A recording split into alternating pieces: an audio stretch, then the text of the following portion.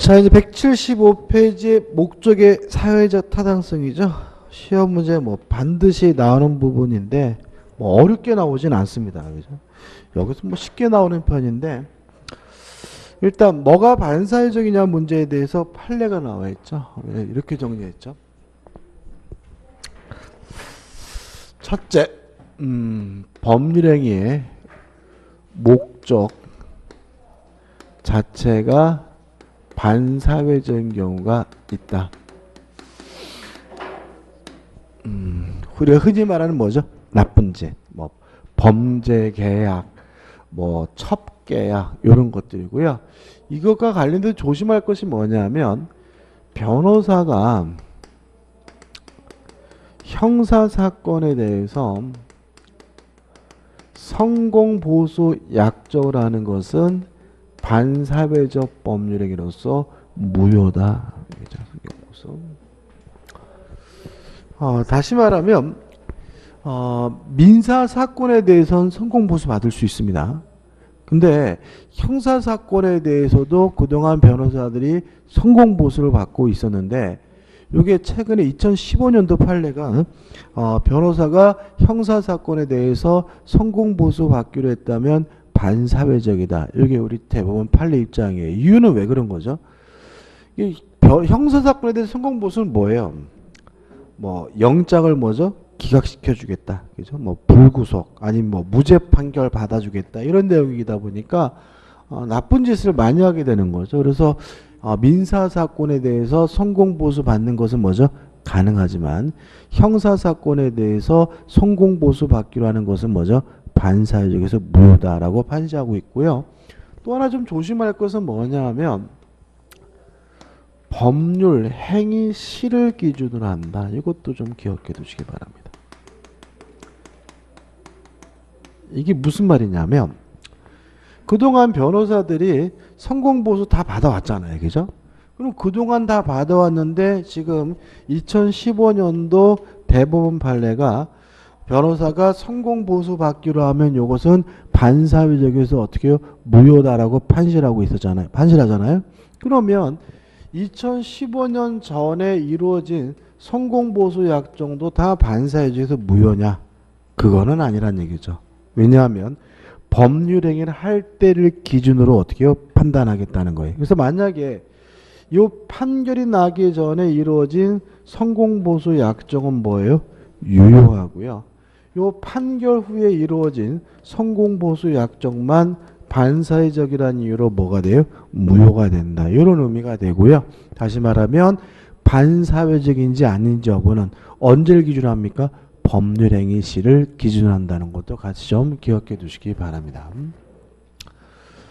그 다음에 두 번째는 법률행위의 목적 자체는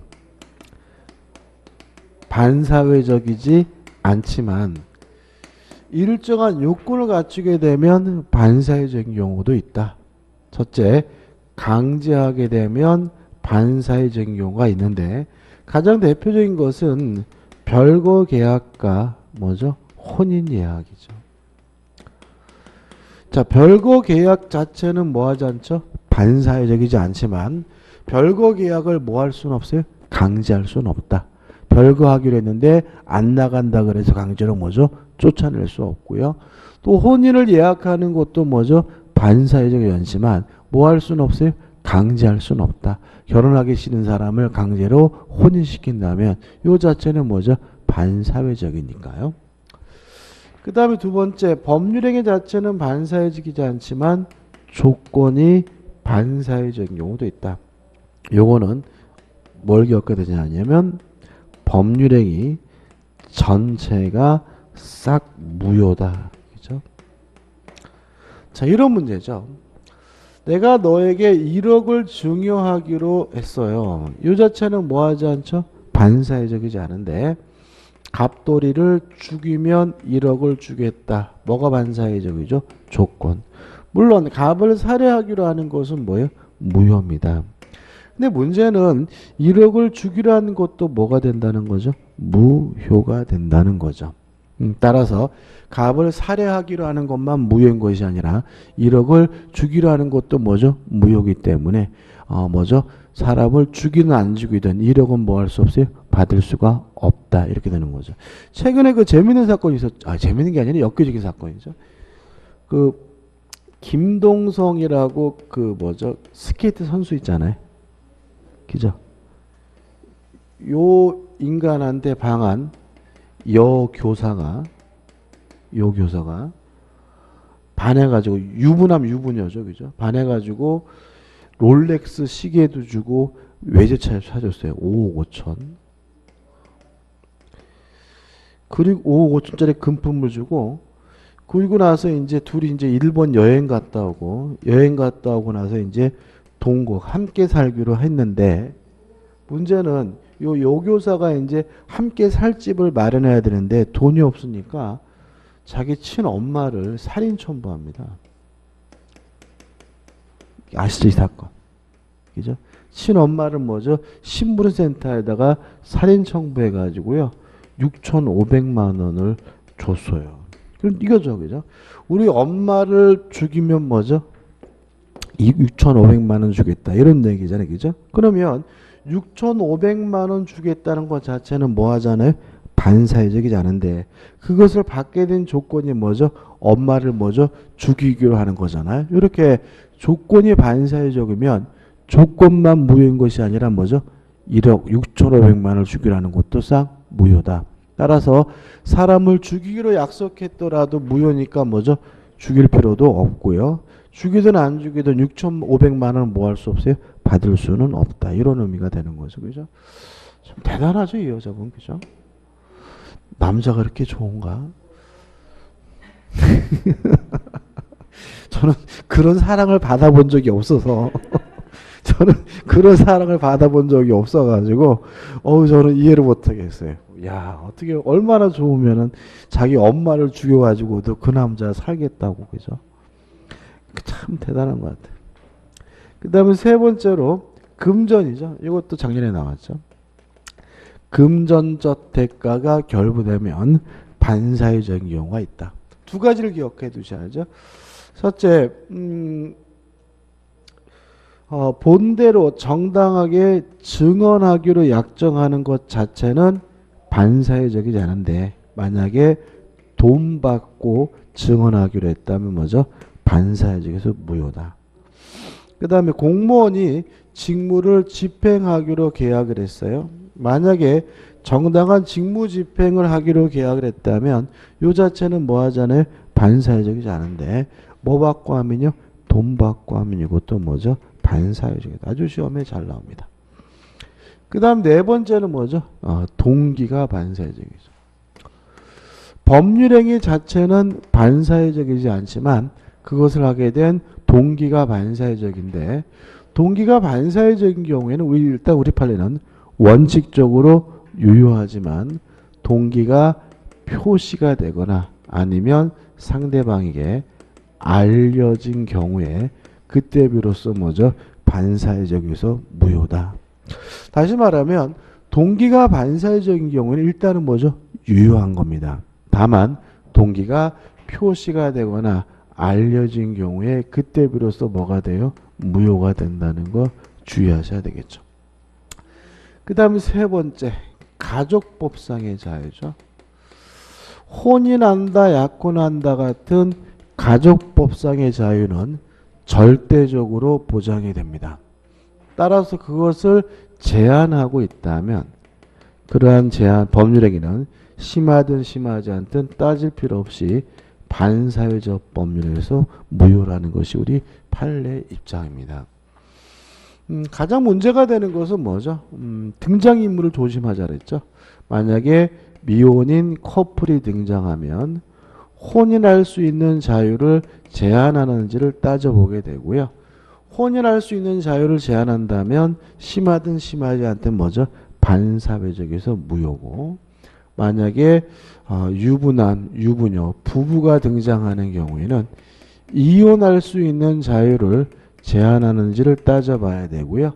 이혼할 수 있는 자유를 제한한다면 심하든 심하지 않든 뭐죠? 반사회적에서 어떻게 해요? 무효가 된다. 이런 얘기거든요. 근데 그 옛날에 그 뭐죠? 사랑과 전쟁 그 드라마 보면은 그 신국 그 아저씨가 마지막에 꼭 뭐라 그러죠? 뭐 60을 위해 보겠습니다. 90을 위해 보겠습니다. 그러잖아요. 그죠? 그거를 우리가 뭐라 하냐면 이혼 숙려제도라 그러는데 그러니까 우리나라가 이혼율이 굉장히 높아요. 그죠? 이혼율이 높다 보니까 이혼을 뭐죠? 좀 줄인다 그래가지고 바로 이혼시켜주지 않고 90일 동안 다시 한번 뭐죠? 고민해봐다. 이게 뭐죠? 이혼 숙려제도거든요. 그거 위헌입니다.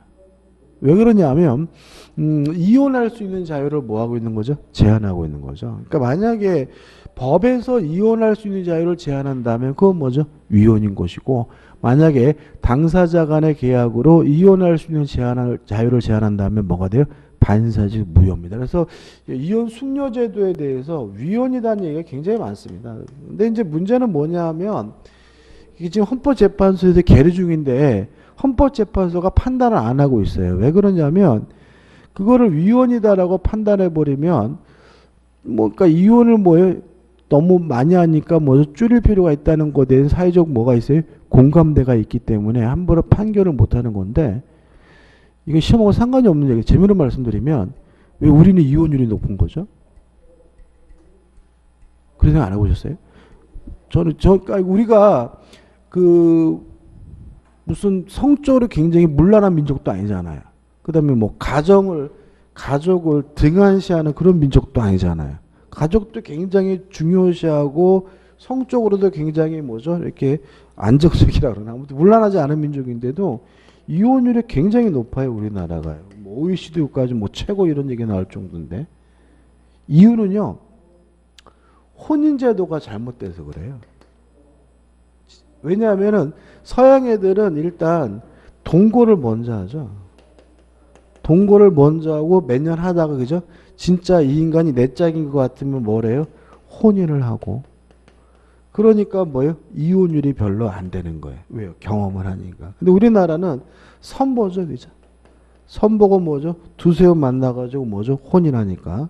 살다 보니까 뭐죠? 수가 틀리니까 뭐죠? 이혼율이 높은 거죠. 그러니까 이게 뭐냐? 우리나라 지금 어떤 상태냐면 그러니까 혼인도 천부적인 자유고 이혼도 자유, 뭐 천부적인 자유니까 제한할 수 없다는 거 국민적 공감대가 있는데, 그러니까 이혼은 소구식으로 바뀌었는데 혼인 제도는 아직도 뭐예요? 정근대적인 상태에 머물러 있는 거예요. 심지어는 뭐죠? 막 이런 얘기하면 죄송한데 베트남 가가지고 어떻게 해요? 이렇게 아가씨들 쭉 세워놓고 뭐죠? 저 아가씨 골라가지고 결혼하는 이런 풍습이 뭐냐면 우리는 막 어떤 게 있냐면은 유교주의 사회도 아닌데 혼전 동거제에 대해서 굉장히 뭐죠? 부정적이에요. 그러다 보니까 그러니까 부부가 서로 경험을 못하고 겪어보지도 못하고 뭐죠? 혼인을 하게 됩니다. 그러다 보니까 뭐예요? 이혼은 뭐죠? 자유롭게 할 수 있으니까 그냥 뭐 이혼율이 굉장히 높은 거거든요. 그래서 저는 개인적으로 이게 지금 혼인제도가 바뀌어야 돼요. 그래서 먼저 뭘 해야 돼요? 동거를 한 1년을 한 후에 이 사람이 진짜 뭐예요? 내 짝인 것 같다라고 생각이 되면 그때 뭐죠? 혼인을 해야 이혼율이 줄어드는 거예요. 근데 우리는 뭐냐면 혼인하기 전에 동거해가지고 같이 생활한다 그러면 사회적으로 뭐죠? 비난을 받잖아요. 그죠? 아, 저 인간들 결혼도 하는데 같이 산대 막 이러잖아요. 그죠? 근데 이거를 비난할 일이 아닌 것 같다는 거죠. 그러니까 우리나라의 혼인제도에 대해서 서양 사람들은 엽기적이라고 그럽니다. 그죠? 반인륜적이라. 우리나라 혼인제도는 문제가 잘못됐다는 거예요. 그러니까 왜냐하면은 우리가 말하는 것처럼 인륜지 대사잖아요. 그러니까는 어떻게 해요?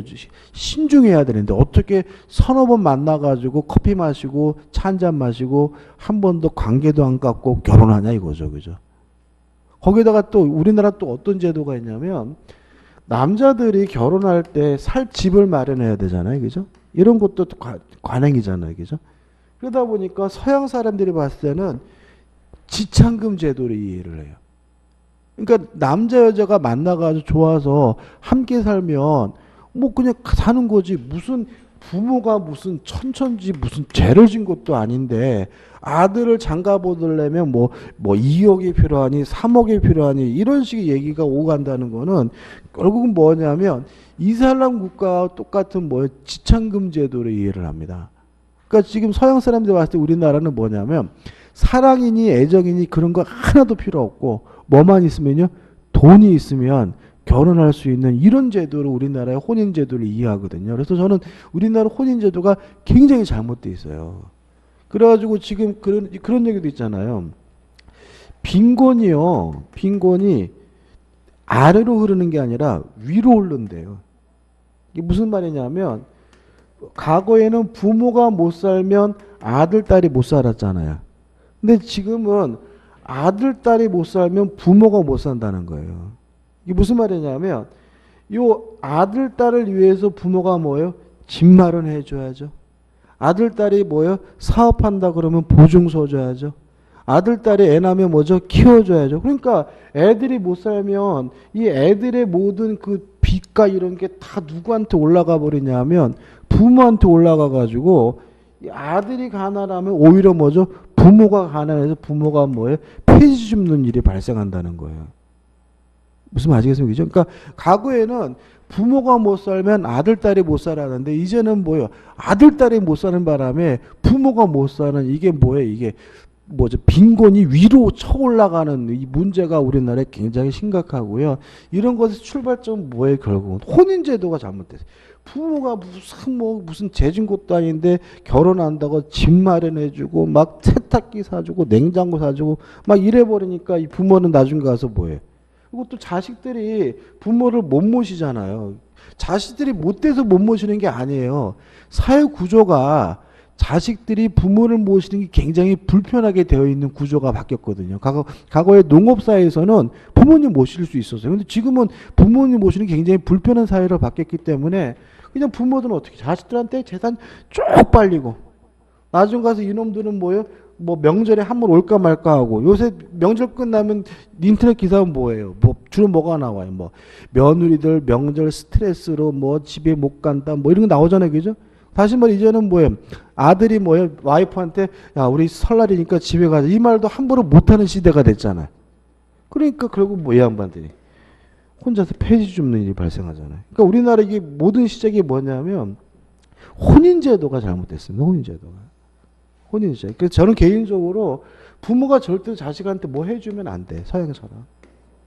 해주면 안 되고 그냥 만나서 좋으면 일단 동거부터 하고요. 동거를 해가지고 한 2, 3년 같이 살아보고 양가 부모도 그때 이제 2, 3년 동안 동거하면서 같이 만나고 같이 여행도 다녀보고 그래서 장인 장모가 어떤 분인지 정확히 알고 우리 시아버지 시어머니 어떤 분인지 정확히 알고 그래가지고 진짜 이 짝이 내 짝인가 싶어서 그래야 혼인하고 그래야 뭐죠? 애도 낳고 이래야 이게 이혼도 안 되고 아이도 학대 안 하고 아이들도 버림받고 이러는 거거든요. 근데 막 이상한 혼인 제도가 돼버리다 보니까 그냥 부모들은 부모대로 힘들고 그냥 또 애들은 또 만나가지고 한 달 만에 성격 안 맞는다고 이혼해버리고 그죠? 이것도 문제인 것 같아요. 저는 개인적으로 해서 그 이혼 순뇨 제도가 아니라 공익광고 해야 돼요.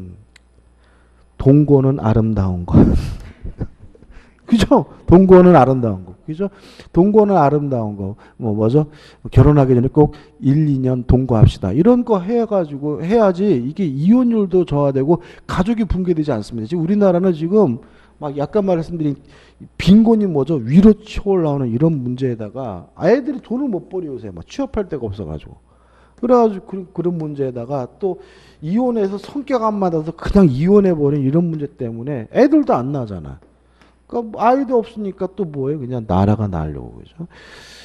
아무튼 저는 제일 걱정되는 게 뭐냐면 요새 공익광고 보면 다문화 가정이 많이 나오잖아요. 다문화 가정. 그래가지고 이제 다문화 가정을 이제 받아들이자, 용인하자 이런 얘기 나오잖아요. 근데 왜 다문화가 생겼는데요?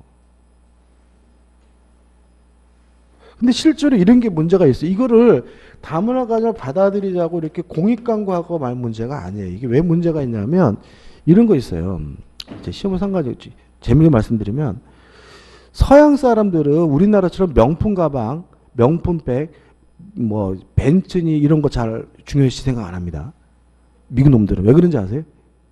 걔네들은 외모적으로 돈 있는 사람과 없는 사람이 구별이 돼요. 백인은 돈 있고요. 흑인은 뭐죠? 못 배우고 돈이 없어요. 그러니까 자기가 만약에 백인이라면 어디 가도 대우를 받기 때문에 굳이 벤츠 안 타도 돼요. 굳이 명품 가방 안 들어도 돼요. 왜? 외모적으로 뭐죠? 빈부를 구별할 수 있는 사회니까. 근데 우리나라는 모든 사람이 다 똑같아요. 그러니까 다시 말하면 외형적으로는 가난한 사람과 있는 사람은 구별할 방법이 없어요. 그러니까 결국 뭐 있는 사람들이 다른 사람과 다른 티를 내기 위해서 뭐 하는 거예요? 벤츠 타고 BMW 타고 명품 가방을 드는 거예요. 왜냐 우리는 외형적으로 없는 사람과 있는 사람은 뭐예요? 구별할 수 없는 사회니까 걔네들이 뭐예요? 자기는 돈 있다는 걸 보여주기 위해서 뭐예요? 그런 행동을 하는 거거든요. 근데 문제는 뭐냐면 우리나라가 앞으로 외형적으로 미국처럼 돈 없는 사람과 있는 사람을 구별할 수 있는 시대가 된다는 거예요. 이게 무슨 말이냐면 다문화 가정을 이루고 있는 분들이 다는 아니지만 대부분이 뭐 농촌 총각 이런 분들이잖아요. 그러니까 이분들이 경제적으로 어려운 분이 많아요. 그러다 보니까 이제는 우리가 예를 들어서 우리가 한 20년만 지나면 10년만 지나면 이제는 뭐예요? 그 아이들이 이제 결혼할 때가 되잖아요. 그 아이들이 뭐예요? 성년이 돼가지고 사회에 진출하잖아요. 그러면 외모적으로 없는 집 아이가 구별이 되는 사회가 된다고요. 그러니까 우리나라는 굉장히 또 뭐가 있냐면 배타적인 민족이에요. 솔직히 만약 여러분들이 딸이 아빠 나 사는 남자 생겨서 이 오빠랑 결혼을 데려왔는데 그 아이가 다문화 가정 아이예요. 그랬을 때 내가 내 딸을 그 남자한테 주겠다라고 쉽게 결정할 수 있는 대한민국 부모들이 몇 명이나 되냔 말이에요. 다시 말해 우리나라는 뭐냐면 야 이거 녹화하는데 요거도 모를 것 같은데. 그러니까 사회적으로 미국의 흑인과 같은 존재가 우리나라에 지금 형성이 되고 있는 거예요. 가슴 아프게도. 근데 우리나라는 수천 년 동안 단일 민족으로 살아왔기 왔기 때문에 다른 것에 대해서 틀린 것에 대해서 굉장히 배타적인 민족이거든요. 그렇기 때문에 미국에서 흑백 간의 갈등 정도가 아니라 엄청난 갈등이 야기될 거예요. 무슨 말 아시겠어요? 그죠? 그래가지고 막 요새 시골 같은 데 가면 초등학교 가면은 막 반이 막 다문화이고 막 이런 경우가 많거든요. 뭐 금상 같은 데 가도. 막 그러다 보니까는 이게 제가 봤을 때는 이거를 다문화를 받아들이고 아름다운 거 이뻐하고 좋아할 일이라고 강구할 문제는 아니라는 거죠. 그러니까 우리는 이런 문제에 대해서 아직 대응할 준비가 안 된 상태이기 때문에 이거 나중에 10년, 20년 지나면 큰 문제가 돼요. 그러면 이게 결국은 이게 이런 거잖아요. 저는 항상 생각되는 게 농촌 총각이잖아요. 그죠? 농촌 처녀는 어디 갔어? 그잖아요. 그러니까 이게 무슨 말이냐면 참 웃긴 게 뭐냐면 지금 남자가 농촌 총각이 결혼을 못 한대요. 그러면 그래서 베트남 가서 여자분들을 데려온대요. 그러면 이분들과 대응되는 또 다른 여성분들이 결혼 못 하잖아요. 그잖아요. 그러면 이분들에 대해서 왜 사회적으로 생각을 안 하는 거예요? 우리나라 성비가 남자가 굉장히 많은 나라가 아니에요. 우리나라 성비는 안정적인 나라거든요. 다시 말하면 농촌 총각이 베트남 가서 여자분을 데려와서 수십 명이 결혼하면 그에 대응하는 수십 명의 여자분들이 결혼을 못하고 계신 거거든요. 이분들 어디 계시는데? 이분들 어디 계시는데? 이분들이. 이게 또 충격적인 통계가 있어요. 우리나라 그 가임 여성 무슨 말 아시죠? 임신이 가능한 여성의 20% 5명 중 1명이요. 매춘업에 종사하고 있습니다. 우리나라. 매춘업에. 그러니까 우리나라가 지금 이 뭐 이렇게 매춘 이렇게 성매매와 관련된 그 종사하는 그 국회에서 나온 자료인데 통계를 내보니까 가임 여성의 5명 중 1명이 뭐예요? 매춘업에 종사하고 있대. 이분들이 뭐인 거예요? 결혼 안 하세요. 그러니까 다시 말하면 이 결혼 안 하는 여자분들이 뭐 아름답게 독신 생활하시고 아름답게 뭐 이렇게 뭐 이런 생활 하시는 게 아니라 이게 이 농촌 총각보다 나이 들면서 더 큰 뭐예요? 빈곤층으로 뭐죠? 빠져드는 분들이 있는 거예요.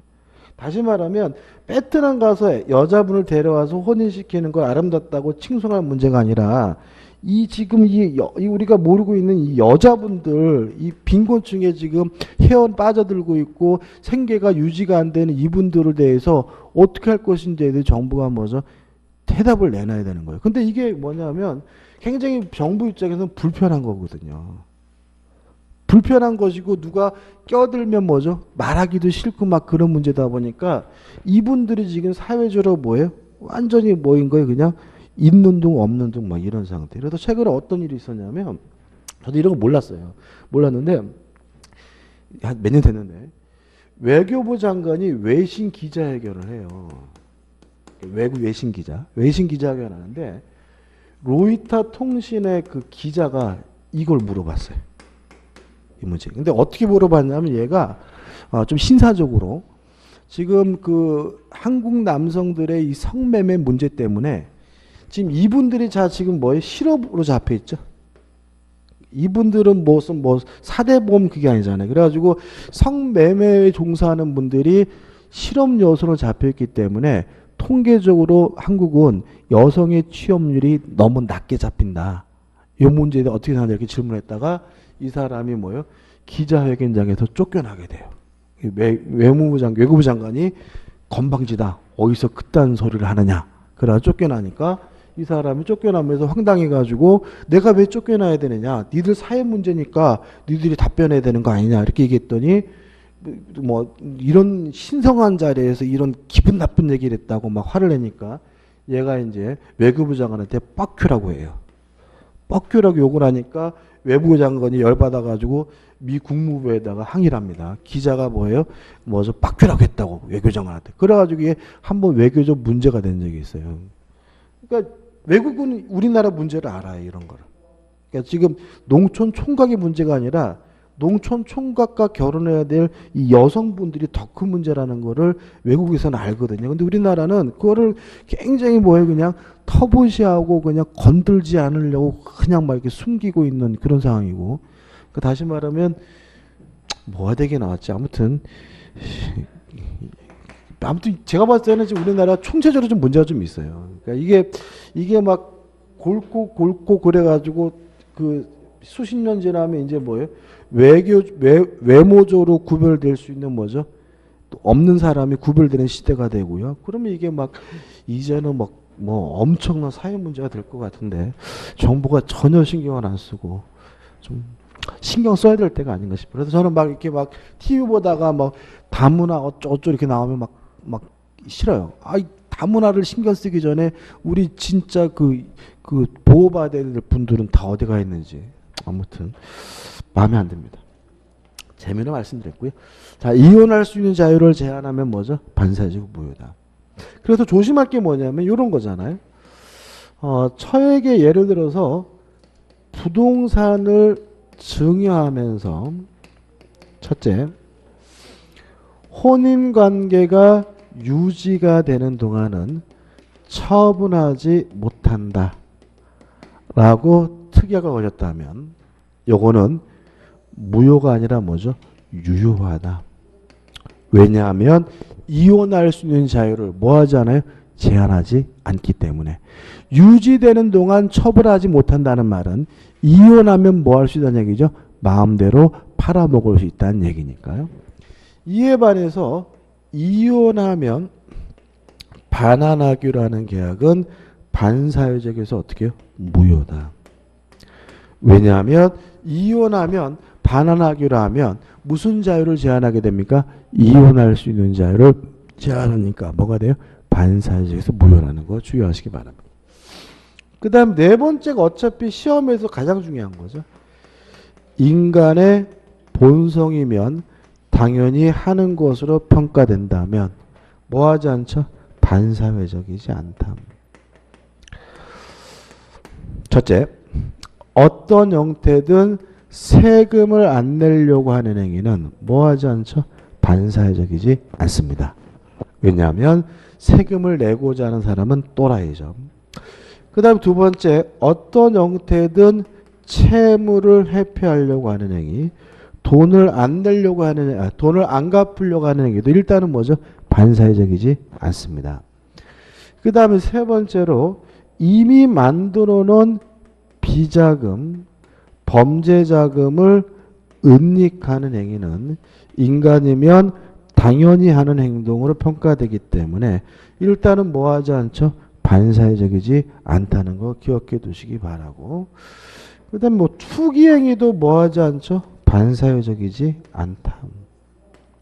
왜냐하면 투기는 결국은 이익을 추구하는 행위로서 인간이면 당연히 하는 행동으로 평가됩니다. 따라서 투기 행위 등 이익 추구 행위는 뭐 하지 않죠? 반사회적이 않다는 거 꼭 기억해 두시기 바랍니다. 어차피 이쪽에서 뭐가 나오게 되는 거죠? 답이 나오게 되는 거죠.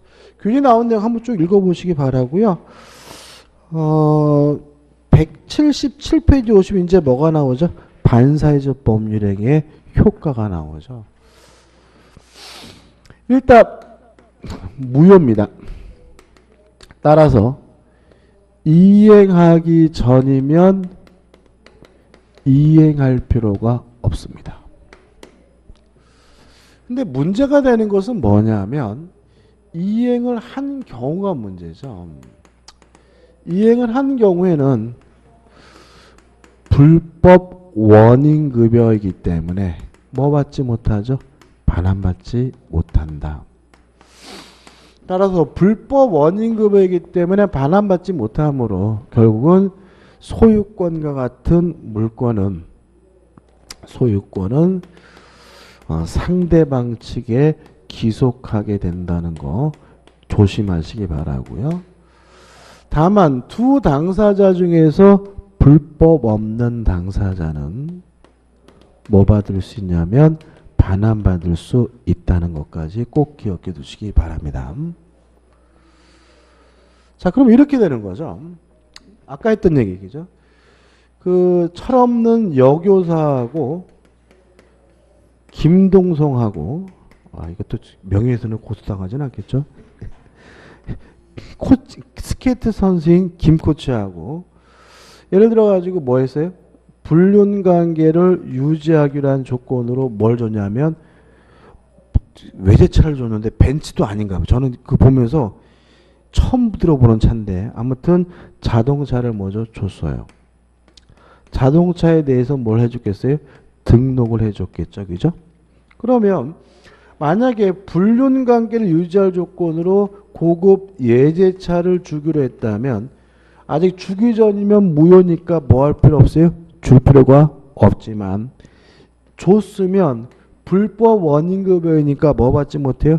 반환받지 못하죠. 그럼 이 자동차는 누구 거가 된다는 거예요? 김동성 거가 된다는 거죠. 이해되시나요? 아유, 표정이 뭐야. 갑이 소유하고 있는 아파트를요, 을가 첩계약을 하면서 증여하기로 했어요. 물론 반사회적에서 무효니까 갑이 을에게 이전 등기해 줄 필요가 없는데 등기해 주면 불법 원인급여이니까 뭐 받지 못해요? 반환받지 못하잖아요. 따라서 이 아파트는 누구 거가 돼요? 을 거가 된다. 다시 말하면 소유권이 상대방에게 확정적으로 뭐가 돼요? 귀속이 된다. 그래서 그 외제차도 여교사 거가 아니라 뭐죠? 김동성 거니까 우리 자기 앞에 등기된 것을 이하로 병한테 팔아먹고 이전 등기를 해줬다면 이 병은 선이든 악이든 묻지 않고 항상 뭘 갖게 돼요? 소유권을 갖게 된다. 왜냐하면 아파트를 팔아먹고 외제차를 주기로 줬다면 소유권이 뭐죠? 을에게 있는 거니까. 누구 거죠? 을 거니까. 지거 지가 팔아먹은 거다. 이런 얘기죠. 다시 말하면 불법 원인급여는 반환받지 못하므로 소유권은 상대방에게 뭐죠? 귀속되게 된다. 이런 얘기죠. 근데 조심할 것은 뭐냐면 불법 없는 당사자는 뭐 받을 수 있냐면 반환받을 수가 있는데 불법 없는 당사자는 일반적으로 누굴 생각하시면 되냐면 피해자를 생각하시면 돼요. 가장 대표적인 것은 뭐냐면 인질범 얘기죠. 네 딸 데리고 있다. 1억 붙여라. 그래서 1억 붙이기로 약속을 했어요. 물론 뭐죠? 반사회적에서 무효니까 1억을 뭐 할 필요 없어요? 줄 필요는 없는 거죠. 근데 딸을 죽인다 그러길래 뭐죠? 1억을 줬어요. 그리고 나서 뭐죠? 그 범인을 잡았다면 그 딸의 아버지는 불법 없는 당사자 피해자니까 1억을 뭐 할 수 있어요? 반환받을 수가 있다. 이렇게 되는 거죠. 그래서 원칙적으로 이행하기 전이면 이행할 필요가 없고 이행한 것은 돌려받지 못하지만 불법 없는 당사자 피해자는 뭐 할 수 있어요? 반환받는 것이 뭐죠? 가능하다. 이렇게 되는 거죠. 하나 다른 예를 들어볼까요? 이런 거 생각해 볼까요? 갑과 을이 부부인데요. 부부인데 이게 우리나라 실제 사건입니다. 이제 갑 앞으로 이빠이 뭐 했냐면 보험을 가입했어요. 보험을. 생명보험을. 남편 앞으로. 그리고 나서 을이 갑을 죽인 게 아니라 어떻게 했냐면 갑이 그 뭐죠? 사망하기로 위장하기로 했어요. 그래서 이 양반이 중국으로 여행 가가지고 벼랑 위에다가 신발 벗어놓고 잠적을 했어요. 그래서 중국이니까 수사도 안 하고 이 사람이 뭐죠? 사망한 곳으로 처리가 돼가지고 처 앞으로 뭐죠? 사망보험금이 지급이 됐어요. 어떤 상황인지 아시겠죠, 그죠? 그래서 이제 갑은 이제 법적으로 뭐예요? 죽은 사람이니까 뭐 취업도 못 하잖아요, 그죠? 그래가지고 이제 을이 뭐예요? 이제 남편한테 이제 몰래 뭐죠? 생활비 등을 보내주기로 했는데 문제는 수년이 지난 후에 이분이 이제 뭐예요? 다른 남자를 사귀게 됐어요. 그래가지고 이제 생활비를 안 주니까 요 갑이 중국에 살다가 굶어 죽게 생겼으니까 대사관에 나타나가지고 살려주세요 하는 바람에 잡힌 거예요. 물론 이 갑과 을은 사기죄를 처벌받는데 요 보험회사는 요 보험금을 돌려받을 수 있겠어요? 없겠어요?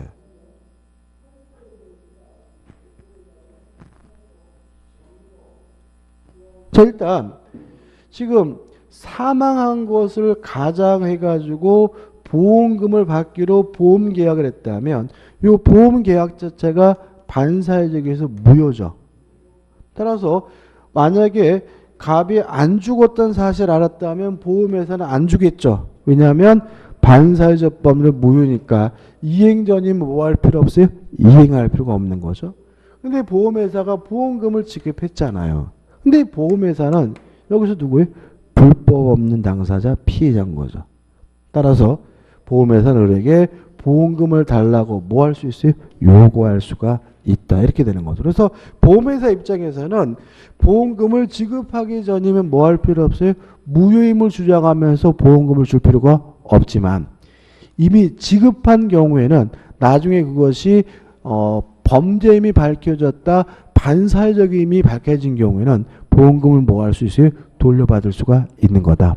왜냐하면 불법 원인급여는 원칙적으로 못 받는 거지만 불법 없는 당사자는 뭐 받을 수 있어요? 반환받는 것이 가능하니까 꼭 기억해 두시기 바라고요. 그 다음에 이 무효는 절대적 무효입니다. 따라서 제3자는 선이라 하더라도 뭐 받지 못해요? 뭐 받지 못한다. 그 다음에 또 이 무효는 나쁜 짓이죠. 따라서 뭐 할 수도 없어요? 추인할 수도 없다. 그래서 나중에 또 정리하겠지만 반사회적 법률에서 무효인 경우에는 나쁜 짓이기 때문에 뭐 할 수도 없어요? 추인할 수도 없다는 거 꼭 기억해 두시기 바랍니다. 끝이죠. 그 다음에 넘겨보시면 178페이지 뭐가 나오냐면 이제 이중매매가 나오고 있죠.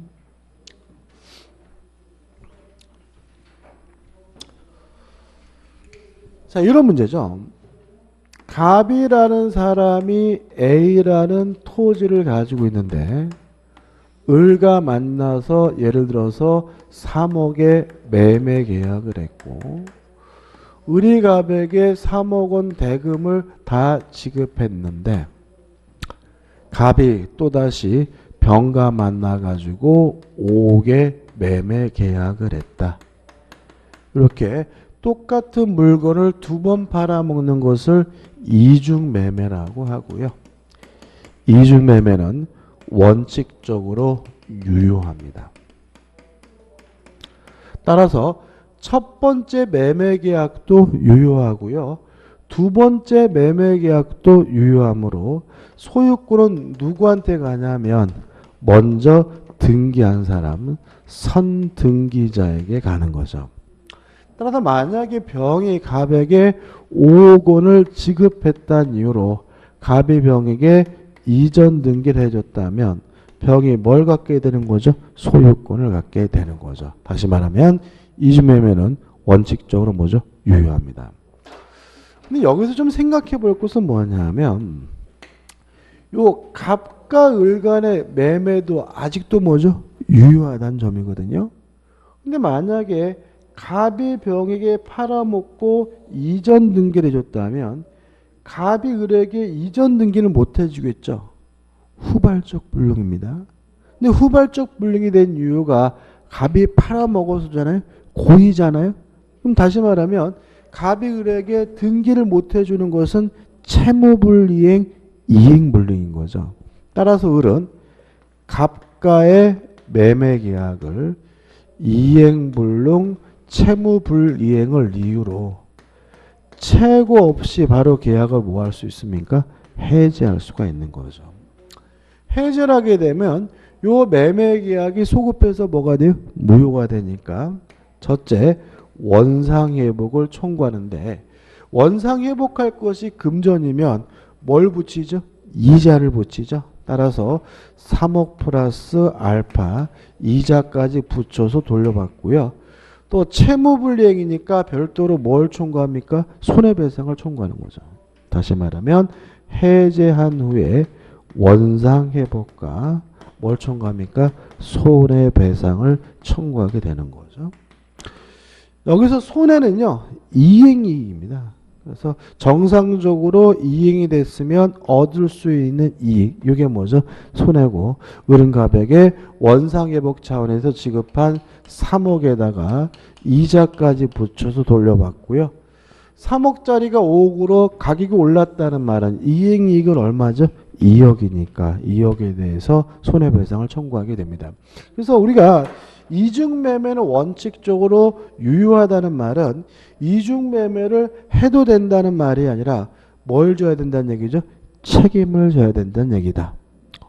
등기를 해준 사람에게는 소유권을 넘겨줌으로써 책임을 지게 되고요. 등기해주지 못한 사람에게는 채무불이행 책임을 져야 된다는 의미에서 이중매매는 뭐하다는 얘기죠? 유효하다는 얘기지 해도 된다는 말이 아님을 항상 조심하시기 바랍니다. 다만 이제 예외가 있죠. 예외 가지고 만약에 제2매수인이죠. 여기서 누굽니까? 병이죠. 병이 아는 것을 넘어서 적극 가담하게 됐다면 이제는 이중매매는 반사회적 법률행위로서 뭐가 됩니까? 무효가 됩니다. 다시 말하면 이중매매가 반사회적이라는 이유로 무효가 되려면 어떻게 해야 됩니까? 적극 가담해야 됩니다. 따라서 원칙적으로 유효하다는 말은 제2매수인이 선이든 악이든 뭐예요? 유효하고 뭘 갖습니까? 소유권을 갖게 된다는 얘기고요. 아는 것을 넘어서 뭘 해야지만요? 적극 가담해야지만 비로소 뭐가 돼요? 반사회적에서 무효가 됨을 주의하시기 바라고. 그럼 생각을 해보죠. 만약에 병이 갑의 이러한 배신행위에 적극 가담을 해가지고 갑과 병이 5억의 매매 계약을 했다면 이 매매 계약은 반사회적에서 무효고요. 매매가 무효면 무엇도 무효가 되죠? 등기도 무효니까 첫째, 소유권은 누구에게 있는 거죠? 갑에게 있는 거죠. 다만 주의하실 것은 갑은 자신이 소유권자란 이유로 병의 등기에 대해서 말소해달라고 뭐 할 수는 없냐면 청구할 수는 없어요. 왜냐하면 갑이 병에게 등기해 준 것은 뭐이기 때문에 불법 원인 구별이기 때문에요. 다만 을은 제1매수인은 병의 등기에 대해서 말소를 청구할 수가 있는데 조심할 것은 갑을 어떻게 해요? 대위에서 병의 등기에 대해서 말소를 청구해야 되고요. 직접 을이 병에게 말소 등기나 직접 이전 등기해달라고 뭐 할 수는 없어요? 청구할 수는 없는 거다. 자, 왜 그러냐면 지금 을이 갑과 만나서 매매 계약을 하고 3억 원을 지급했다면 이전 등기해달라고 요구할 수 있는 뭐만 있는 상태죠? 채권만 있는 상태죠. 근데 이 채권은 특정한 사람에게만 주장할 수 있는 상대권이니까 누구한테만 등기해달라고 할 수 있어요? 갑한테만. 병한테는 직접 이전 등기나 말소 등기해달라고 요구할 수는 없는 거죠. 따라서 을은 갑을 대의해서 말소해달라고 청구해야 되고요. 병의 등기에 대해서 직접 말소해달라고 뭐 할 수는 없어요? 청구할 수는 없다. 까지 이해하시면 되겠죠. 근데 이걸 좀 줄여보자고요. 줄여버리면 이렇게 됩니다. 일단 선이든 악이든 묻지 않고 뭘 갖게 되냐면 소유권을 갖게 된다. 다만 아는 것을 넘어서 적극 가담하면 이때는 반사회적 법률에서 무효이기 때문에 뭘 갖지 못해요? 소유권을 갖지 못한다. 이게 줄이면 이렇게 되는 거잖아요. 근데 이게요, 두 가지가 더 있어요. 첫째, 이중매매에서 제2매수이죠. 두 번째 산 사람은 선악불문하고 뭘 갖습니까? 소유권을 갖는데 아는 것을 넘어서 적극 가담하면 반사회적 무효니까 뭘 갖지 못합니까? 소유권을 못 갖는다. 두 번째, 명의 신탁입니다.